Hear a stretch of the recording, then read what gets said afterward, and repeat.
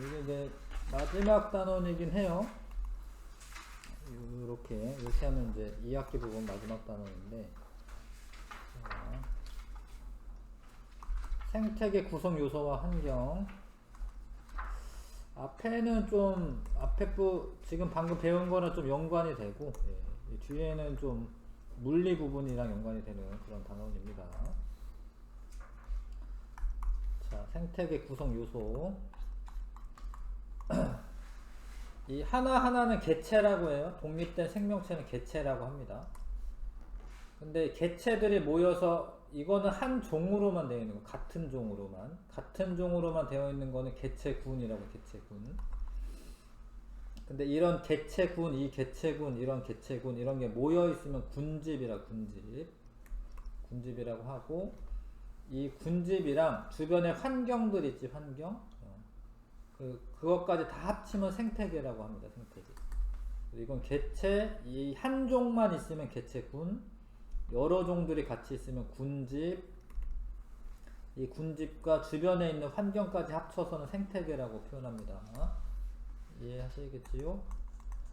그래서 이런 생태계를 이루고 있는데, 생태계 구성 요소는 일단 생물적 요인과 비생물적 요인으로 나눌 수가 있습니다. 생태계는 생물들하고 생물 아닌 애들, 생물인 애들이랑 생물이 아닌 애들로 나눌 수가 있고, 생물적 요인은 식물, 동물, 세균 등 살아있는 모든 생물을 말하는 거고요. 생물은 기본적으로는 이제 세포로 이루어져 있죠. 세포로 이루어져 있으면서 뭐 이렇게 이 독립된 개체들이 있는 건데, 이 생물들을 나눌 때는 영양분을 획득하는 방법에 따라 자기가 영양분을 스스로 만들 수 있는 애들, 그런 애들은 생산자가 되고, 근데 그런 애들은 광합성을 할 수 있어야 돼요. 물론 이제 식물이 광합성을 대부분 하지만 식물성 플랑크톤은 식물은 아닙니다. 이게. 그러니까 엽록체가 있는데 식물은 아니야. 그런 애들이 있어. 뭐 미역이라던가 이런 거 사실 식물로 착각할 수 있는데, 얘는 식물의 구조는 아니에요. 뿌리, 줄기, 잎 이런 게 이렇게 기관들이 발달되어 있지 않기 때문에 그런 거는 원생 생물이라고 부르고, 그 다음에 광합성은 하는데 식물은 아닌 애들이 있어요. 그런 애들이 이제 식물성 플랑크톤들이 있고요. 이제 조류라고 하는데, 이 조류가 새 조자는 아니고, 그런 이제 식물성 플랑크톤이 있습니다. 그런 게 조류라고도 불러요.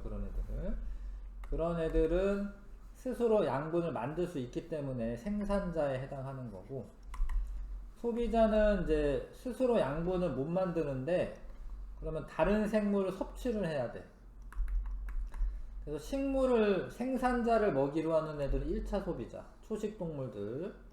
그 다음에 1차 소비자를 먹이로 하는 애들은 2차 소비자, 2차 소비자를 먹이로 하는 애들은 3차 소비자, 이렇게 구분하면 됩니다.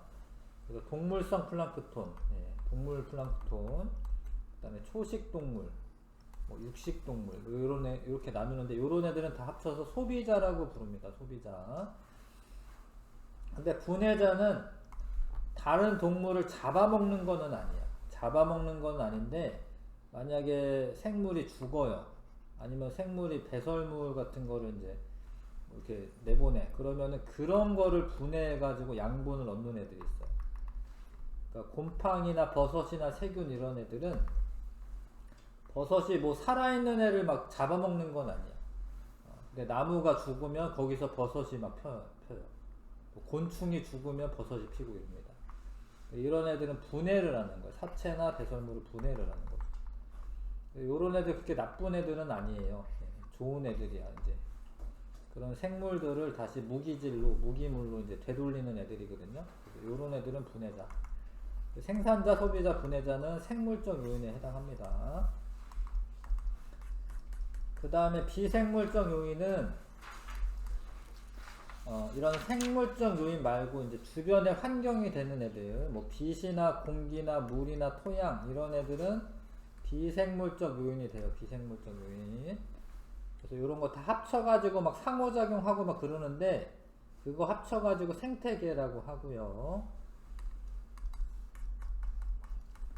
자, 이런 이게 생태학이거든요. 예, 이런 생태학에서 쓰는 용어가 또 따로 있는데, 여기서는 이제 물리에서 말하는 작용, 반작용이랑 좀 틀려요. 여기서 말하는 작용은 이런 비생물적 요인이 생물적 요인들에게 영향을 주면은 작용이라고 부릅니다. 작용. 비생물적 요인이 생물적 요인에게 영향을 주는 거야. 그런 건 작용이라고 해요. 작용. 반작용은 거꾸로 생물적 요인이 비생물적 요인에게 영향을 주면 반작용이라고 합니다. 뭐 빛이 비춰가지고 뭐 풀이 잘 자란다 이런 건 작용이고, 뭐 이끼 같은 게 뭐 암석에 달라붙어서 암석을 부셔서 토양화한다 이러면 반작용이고. 이해하시겠죠? 그러니까 비생물적 요인이 생물적 요인에게 영향을 주면 작용이고, 생물적 요인이 비생물적 요인에게 영향을 주면 반작용이라고 부릅니다. 그런데 이제 상호작용은 생물들끼리 서로 영향을 주고받으면 상호작용이라고 합니다. 이해하시겠죠? 화살표 잘 보셔야 되는데, 요렇게는 작용, 요렇게는 반작용, 여기 생물들끼리 이러면 상호작용. 그래서 뭐 옆에 작용의 예가 나오는 작용의 예, 빛의 세기에 따라 식물의 생장 속도가 다르다 이런 거는 이렇게 영향 준 거니까. 가을이 돼서 기온이 낮아져 그러면은 뭐 단풍이 들잖아요. 이거는 기온 때문에 단풍이 든 거잖아. 이런 거는 작용. 겨울에 온도 낮아지죠. 기온이 낮아져서 개구리가 겨울잠을 자는 거니까 이런 것도 작용. 근데 나중에 식물의 낙엽이 토양으로 되돌아갈 수 있거든요. 낙엽이 많이 쌓여 있으면 토양이 비옥해진다. 뭐 이런 표현은 반작용. 지렁이가 토양의 통기성을 좋게 한다. 이러면은 지렁이 때문에 토양이 뭔가 변화된 거니까 반작용. 지으류가 바위를 토양화한다. 바위가 원래 단단한데 그게 지으류가 먼저 이렇게 달라붙어 가지고 지으류가 산성 물질들 같은 걸 내보내거든요. 그럼 바위가 조금씩 토양화합니다. 조금씩 부스러지면서. 그런 것도 반작용. 이거는 조금 하여튼 메뚜기는 생물인데 초원이라고 하는 거를 전체적인 그 환경으로 보는 건데, 이 문장은. 근데 사실 메뚜기가 출몰하면은 풀이나 이런 거를 막 뜯어먹겠죠? 네. 그런 건데 이 문장은 조금 이렇게 맞지는 않는 것 같긴 한데, 이 메뚜기 때문에 그 환경이 변화가 됐다 이렇게 판단하셔야 될 것 같아요. 이 문장에서는. 아무튼 메뚜기에 의해서 그런 황폐화됐다 이런 거는 반작용. 메뚜기 때문에 환경이 변화됐다 이렇게 보셔야 될 것 같아요. 얘는. 그 다음에 뭐 과일박쥐는 식물의 열매와 씨를 먹고 산다. 그러면 이제 둘 다 생물이잖아요. 그럼 상호작용. 동물의 배설물을 통해 식물의 씨를 퍼뜨린다. 이거 상호작용. 뿌리와 박테리아도 생물입니다. 그러니까 이 바이러스는 생물이 아닌데 박테리아는 세균이거든요. 세균. 요거랑 요거 콩과 식물이 이제 서로 상호작용하는 예입니다. 이거는 하나씩 읽어두시는 게 좋고요. 생물과 환경의 관계. 그래서 이거는 이제 여러 가지 그 작용의 예들이에요. 여러 가지 이제 작용. 작용은 비생물적 요인이 생물적 요인에게 영향을 주는 거죠. 빛이 비춰서 빛의 세기에 따라서 식물의 광합성에 영향을 주기 때문에, 만약에 강한 빛을 쬐어 주면은 잎이 두꺼워져요. 강한 빛을 받으면 울타리 조직, 이런 해면 조직 이런 게 많이 발달해 가지고 두께가 두꺼워집니다. 근데 빛이 약하면, 세기가 약하면 빛이 이 광합성을 별로 못하기 때문에 얇아집니다. 잎이. 그래서 잎의 세기에 따라서 잎의 두께가 다르다. 빛의 세기에 따라서 잎의 두께가 다르다. 이거는 그 작용의 예입니다. 작용의 예. 그래서 뭐 한 그루의 나무에서도 강한 빛을 받는 잎은 울타리 조직이 발달하여 두껍습니다. 이런 거는 이제 빛의 세기에 따른 영향이고요. 그 다음에 빛의 파장. 이 적색광과 황색광과 청색광의 요게 파장이 달라요. 서로 이게 파장입니다. 파장. 빛이 원래 횡파야. 횡파. 이렇게 진행을 해. 여기서부터 여기까지 길이가 파장이거든요. 파장. 적색광은 660 나노미터의 파장을 가지고 황색광은 600 이거 나노라고 읽으시면 됩니다. 나노미터의 파장을 가지고 청색광은 470인데 얘네가 뭐가 다르다면 투과하는 정도가 달라요. 원래 백색광이 왔겠지. 햇빛이. 그 중에 적색은 한 20m 깊이까지는 도달을 하는 거예요. 이해하실까? 이게 파장에 따라서 투과되는 정도가 달라요. 노란색 빛은 한 40m 깊이까지는 도달하는 거야. 근데 청색광은 더 많이 도달합니다.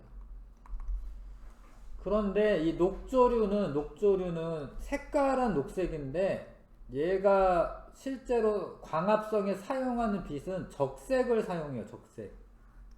녹조류는 적색을 사용합니다. 그래서 적색은 사용하고 나머지는 반사하니까 녹색으로 보여요. 적색 사용한다라고 해서 빨갛게 보이는 게 아니에요. 적색은 사용하고 나머지는 반사해서 녹색으로 보입니다. 녹조류는 한 20m 깊이까지만 있어요. 서식을 합니다. 녹조류에 해당하는 애들이 뭐 파래김 뭐 이런 거 있어. 파래김, 뭐 청각 뭐 이런 거. 하여튼 뭐 파래김 이런 거는 한 20m 깊이까지만 자라. 그 다음에 갈조류는 노란색 빛을 흡수를 하고 나머지는 반사하는데 갈조류에는 다시마 같은 게 있어. 다시마 약간 갈색이거든요. 그런 거는 40m 깊이까지도 서식을 합니다.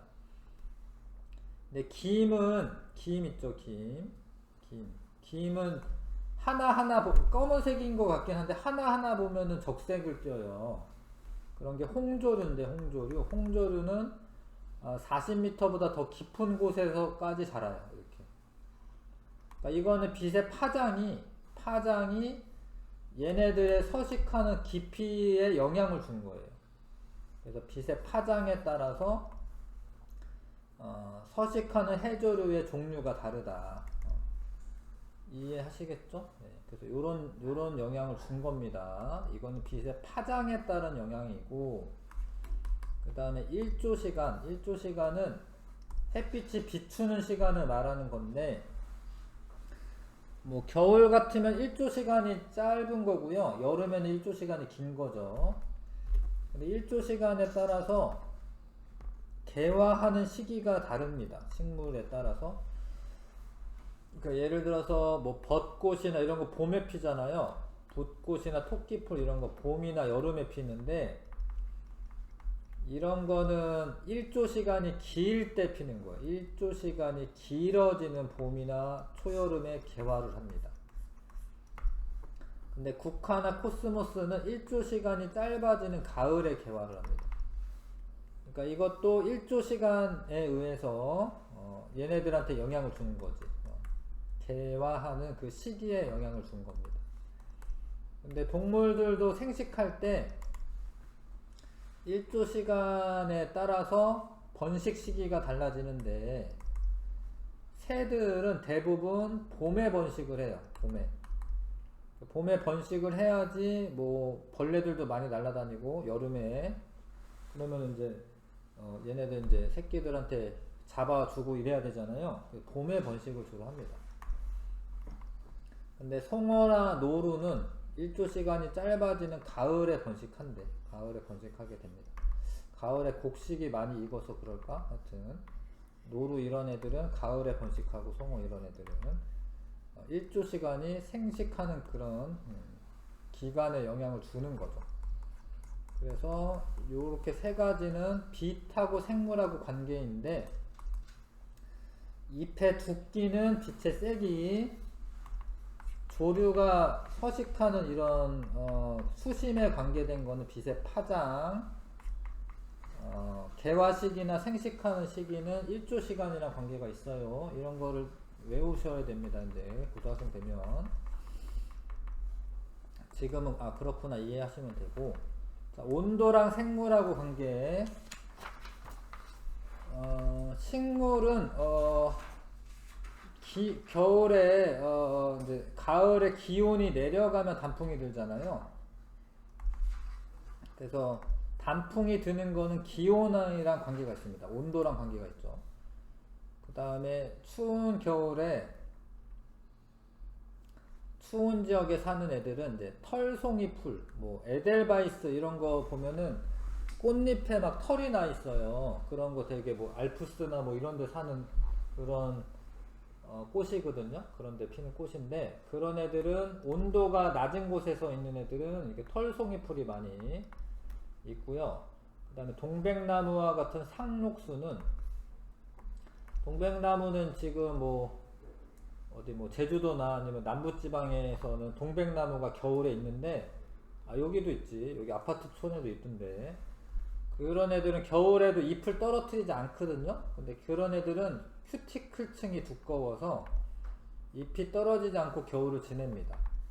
동백나무 보면은 아파트 단지에도 많이 있던데, 되게 그 뭐라고 할까, 이렇게 반짝반짝해요. 동백나무 잎이. 큐티클 이거 그 뭐니, 손톱에 있는 부분 큐티클이라고 하잖아. 그런 게 이제 왁스 같은 것들이 쌓여 있어가지고 겨울에도 잎을 떨어뜨리지 않을 수 있습니다. 그래서 이런 것들은 다 온도에 적응한 예가 되는 거고, 동물 같은 경우에는 정원동물은 이제 조류랑 포유류는 정원동물이죠. 조류랑 포유류는 정원동물입니다. 온도가 떨어져도 자기 체온을 유지할 수가 있죠. 유지를 하려면 북극에 사는 여우는 요 말단 부위 있죠. 이 말단 부위가 짧아요. 보통 여우는 이렇게 생긴 건 줄 알잖아. 뽀로로 친구 에디 이렇게 생겼잖아. 이렇게 사막여우인데 얘는 귀가 되게 짧잖아. 여기도 몽뚝하고, 말단 부위가 이렇게 좀 몽뚝하면서 등치도 커요. 얘보다 훨씬 큽니다. 피하 지방이 두꺼워야지 체온을 안 뺏기기 때문에. 그 다음에 털이나 이런 것도 좀 더 많이 나와 있는 것 같긴 하고. 그래서 이런 거는 온도에 적응한 거고요. 온대 여우는 얘보다는 좀 말랐고 귀나 이 끝이 조금 더 뾰족해졌고, 사막 여우는 귀가 훨씬 크죠. 그럼 여기가 실비출이 많이 있는데 여기 혈액이 돌면서 열이 발산이 많이 됩니다. 그래서 이렇게 생김새가 다른 이유는 온도에 적응한 얘다. 근데 변온동물은 온도가 낮아지면은 자기 체온 자체가 낮아져. 그러면은 생명활동이 되게 느려져요. 온도가 낮아지면 아예 활동 못하니까 겨울잠을 자게 됩니다. 그 개구리나 이런 애들은 변온동물은 겨울잠을 자서 겨울을 나게 되고요. 곰이나 이런 애들이 겨울잠 자는 거는 변온동물이어서 겨울잠을 자는 건 아니고, 이제 먹이가 부족해지기 때문에 겨울잠을 자는 거죠. 걔네들은 항온동물이에요. 곰은. 아무튼 변온동물이 겨울잠 자는 이유도 온도의 영향을 받은 겁니다. 여기까지는 온도. 그다음 이제 물과 생물. 생물은 한 70% 정도가 이제 물로 되어 있는데, 식물 같은 경우에 이제 물을 안 뺏기기 위해서 이렇게 좀 건조한 지역에 사는 애들은 잎이 가시로 변했죠. 원래는 얘가 잎이었는데 얘가 가시로 변했죠. 잎이면은 증발이 되게 많이 되니까, 물을 많이 뺏기니까. 그 다음에 이제 저수조직이라고 해서 얘가 이게 잎의 줄기가 엄청 두껍잖아요. 그 안에 이제 물을 저장하고 있는 거죠. 그런 것들은 이제 물하고 관계가 됩니다. 그래서 저수조직이 발달하고 잎이 가시 모양으로 되어 있어서 수분 증발을 막는다. 중생식물이라고 부르네. 하여튼 보통 식물들은 뿌리, 줄기, 잎이 잘 발달되어 있고요. 습생식물은 연못이나 습지에 사는 애들이네요. 그런 애들은 뿌리가 잘 발달하지 않고, 왜냐면 물이 많으니까 그렇게 발달할 필요가 없고 통기 조직이 발달하였다. 뭐 공기 같은 게 채워져 있는 건데 그런 거는 이제 좀 물에 잠겼을 때 물에 쉽게 뜬다던가 그런 게 필요하기 때문에 통기 조직이 잘 발달되어 있고요. 아예 이제 물 속에 살거나 아니면 물 위에 사는 애들은 관다발이나 뿌리가 잘 발달되어 있지 않다. 물이 많으니까 주변에. 그 다음에 줄기가 연하다. 만약에 물 속에 사는데 꼿꼿하게 있으면 오히려 부러지기 때문에 줄기는 더 연하고요. 관다발이나 뿌리가 잘 발달되어 있지 않습니다. 수련이나 검정말은 아예 물 속에 사는데 흐물흐물하죠. 그런 게 조직이 그 줄기가 연해야지 오히려 더 물속에서 살아가는데 용이한 거고요. 동물 같은 경우에 수분 증발 방지하기 위한 거, 도마뱀이나 뱀 이런 애들은 몸이 비늘로 덮여 있어서 수분이 날아가는 거를 방지하는 거고, 곤충은 키틴질이라고 하는 좀 딱딱한 껍질로 되어 있죠. 그것도 수분이 날아가는 것을 방지하는 거고, 알 있잖아. 조류와 파충류는 이제 알을 낳는데 물고기 알들은 껍질이 없어요. 사실 물 속에 있잖아 이렇게. 그러니까 물이 증발될 염려가 없으니까 껍질이 없는데, 파충류나 조류 알은 단단한 껍데기로 쌓여 있습니다. 왜냐면 여기다 놨는데 물이 다 증발돼 버리면 안 되잖아요. 그러니까 껍질이 있는 거죠 얘는. 그 다음에 수분 배설 방지. 캥거루쥐 같은 경우에 되게 진한 오줌을 넣습니다. 진한 오줌을 소량 배설한다. 그래서 오줌량이 적은 거죠 얘는. 이렇게 물이 빠져나가는 것을 최소화한다. 이런 것도 물에 적응한 얘입니다. 물에 영향을 받은 거고, 그 다음에 이제 토양과 생물. 세균과 곰팡이 뭐 이런 애들이 토양에 사는데, 일단은 토양에 사는 지렁이는 이제 지렁이가 왔다 갔다 하면서 토양의 통기성을 높일 수 있어요. 이런 거는 이제 생물이 토양에게 영향을 준 예이긴 한데, 아무튼 이건 토양과 생물하고 관계이고, 자, 세균의 종류가 두 종류로 나눌 수가 있는데, 호기성 세균은 산소를 좋아하는 거예요. 그 좋을 호자인데, 이게 산소가 있어야지 잘 사는 애들이에요. 산소가 있어야지 잘 사는 애들. 호기성 세균은. 그러면 토양이 이렇게 있으면, 그래서 이게 뭐 지렁이가 왔다 갔다 하면서 토양의 통기성이 어느 정도는 있기 때문에 요 근처는 산소가 많을 수 있어요. 근데 더 깊은 곳에 들어가면 산소가 거의 없을 거 아니야. 그래서 여기는 호기성 세균이 많이 살고, 더 깊은 곳에서는 혐기성 세균. 뭐 싫어한다라고 써있긴 하지만 뭐 굳이 싫어한다기보다는 산소가 없는 환경에서도 잘 살아가는 애들, 그런 애들이 혐기성 세균인데, 혐기성 세균은 깊은 곳에, 토양 깊은 곳에 존재하고, 호기성 세균은 토양의 이제 겉표면에 많이 존재하는 거지. 그래서 그거는 이제 토양의 조건에 따라서 다른 거기 때문에 토양과 생물의 관계로 파악을 하시고, 내가 설명은 이제 산소가 있고 없고로 설명했는데, 아무튼 이거는 책에 나온 대로 하셔야 됩니다. 내 생각대로 하시면 안 되고, 내가 이제 산소라고 너무 이제 산소가 있고 없고니까 공기인가 이렇게 하시지 마시고, 토양 조건에 따라서 세균들이 분포하는 그 깊이가 다른 겁니다. 이거는 토양에 따라서 생물에 영향을 준 거다. 그렇게 좀 외워주시고, 공기랑 생물하고의 관계. 공기가 희박한 고산지대에 사는 사람은 평지에 사는 사람보다 혈액 속에 적혈구 수가 많아요. 그러니까 고산지대는 산소가 별로 없어요. 그러니까 내가 호흡을 하면은 산소가 별로 없는데 나는 살아가야 되잖아. 그러면은 적혈구가 더 많아요. 그래서 한번 들이마셨을 때 산소를 더 많이 결합을 해가지고 이게 공급을 할 수가 있어지는 거죠. 적혈구가 고산지대 사는 사람은 많습니다. 근데 여기 평지에 사는 사람들은 별로 없어. 여기 고산지대 올라가면은 이 사람들은 고산병 같은 거에 걸리는 거예요. 산소 공급이 잘 안 되는 거죠. 근데 여기서 좀 몇 개월 살다 보면 또 적혈구가 많아진대. 그래서 운동선수들이 고산지대 훈련을 일부러 합니다. 그러면 적혈구 숫자가 많아가지고 더 유리해질 수 있지. 아무튼 이런 현상은 공기랑 생물하고 관계를 말하는 거고요. 공기 이동으로 발생하는 바람이 꽃가루 같은 거를 운반하고 종자, 포자 이거 이동을 도울 수 있죠? 이런 거는 공기랑 생물하고 관계를 말하는 겁니다. 자, 그래서 넘겨보시면 이렇게 울타리 조직이나 해면 조직이 발달하면 빛의 세기가 세서 그런 거야. 그런 데서 잘 사는 애들을 양엽이라고 합니다. 양엽.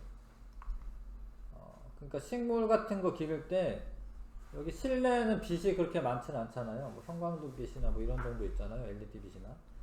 그런 애들은 그 잎이 얇은 애들을 주로 화초로 키우시는 게 좋아요. 그런 애들은 빛의 세기가 약해도 어느 정도 살 수가 있습니다. 이 음엽식물을 창가에 두면 오히려 타죽더라고요. 뭐 그러기는 하더라고. 창가에 잎이 얇은 애를 놔두면은 오히려 안 좋더라고요. 그런 거 좀 알고 있으시고.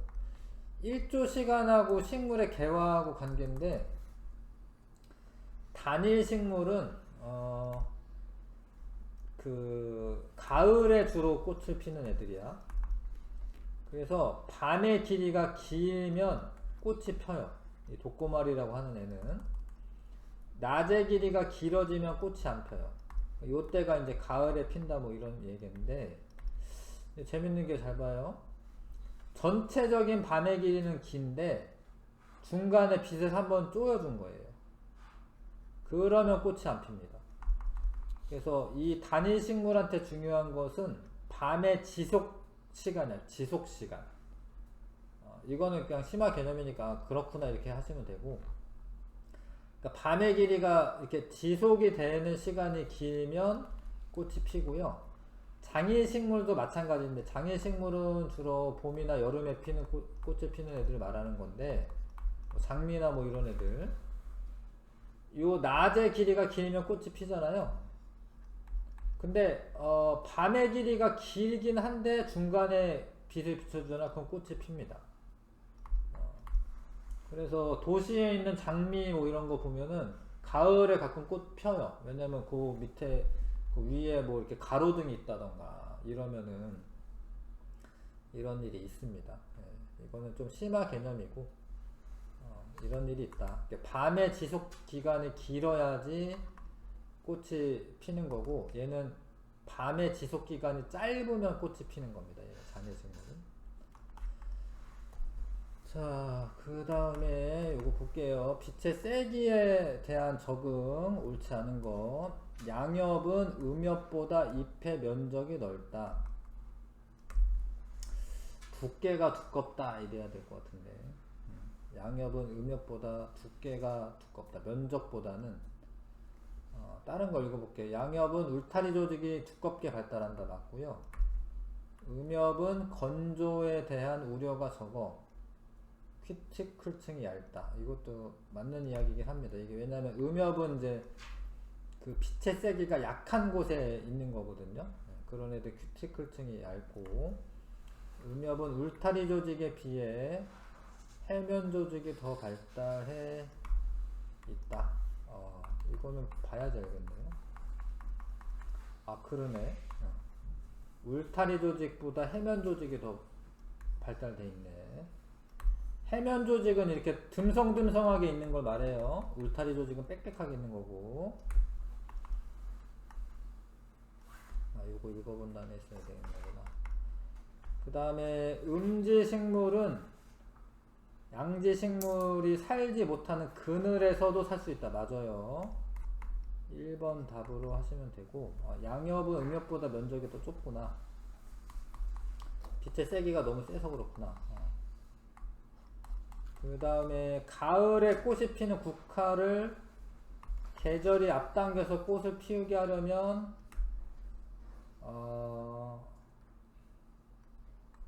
이렇게 하면 되겠네. 빛을 차단하면 되겠네. 그쵸? 네. 빛을 차단해서 밤의 길이를 길게 해주면 되겠다. 그쵸? 자, 그 다음에 이런 것도 읽어두시면 도움이 됩니다. 베르그만 법칙은 추운 곳에 살수록 등치가 커진다, 뭐 그런 거예요. 추운 지역에 살수록 몸의 크기가 커진다. 이거를 베르그만 법칙이라고 합니다. 그 다음에 알렌 법칙은 추운 곳에 살수록 몸의 말단 부위가 뭐 짧아진다, 뭐 이런 거죠. 그 더운 곳에 살수록 몸의 말단 부위가 커진다. 고위도에 살수록 말단 부위가 작아진다. 이런 거는 알렌 법칙이라고 합니다. 읽어두시면은 그렇구나 이렇게 이해하시면 되고요. 여기까지 해야겠네요. 개념 확인 문제는 다음 주에 와서 합시다. 숙제를 내주진 않고. 자, 아무튼 1월 내로 타이탑은 끝내고 6월달부터는 오토가하고 복습하고 이렇게 하겠습니다.